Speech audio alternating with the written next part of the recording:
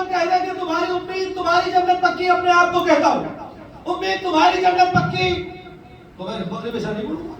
اب کیا، اب تو جنت پکی ہو گئی، اب کیا اسی کے لیے تو سب تھا، بھائی اسی جنت کے لیے تو جو کچھ کر رہا تھا، نماز روزہ جو کچھ بھی کر رہا تھا یاور بھائی، سب اسی کے لیے تو کر رہا تھا۔ اب جب اسی کے لیے کر رہا تھا، اب تو جنت پکی ہو گئی، اب کاہے کے لیے کروں؟ میرا مولا کیا کہتا ہے؟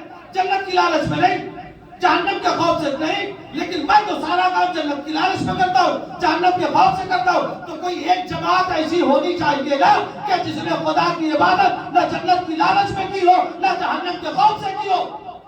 آمادہ رہیے گا، کوئی ایک گروہ مجھے دکھنا چاہیے نا، امام کی آواز سدا بسارا تو نہیں ہو سکتی، کوئی ایک گروہ تو ہونا چاہیے نا کہ جس نے خدا کی عبادت بھی کی ہو، جنت کا لالچ نہ ہو، خدا کی عبادت بھی کی ہو، جہنم کا خوف نہ ہو۔ تو میں نے صرف ایک موقع دیکھا کہ جب شب عاشور امام حسین نے کہا میں تمہاری جنت کا ضامن، کیا سننا ہے؟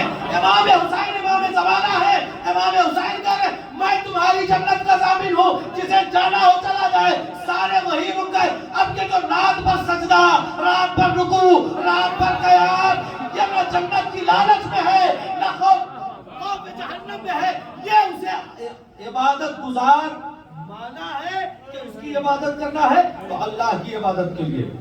یہ شب عاشور سے لے کر روز عاشورہ تک کی عبادت جنت کی لالچ میں نہیں ہے، کیونکہ جنت تو انہیں مغرب کے وقت مل چکی ہے، امام نے ضمانت دے لی ہے، ہم کربلائی ہیں، ہمیں یہی کام کرنا ہے۔ صلوات پڑھیں محمد۔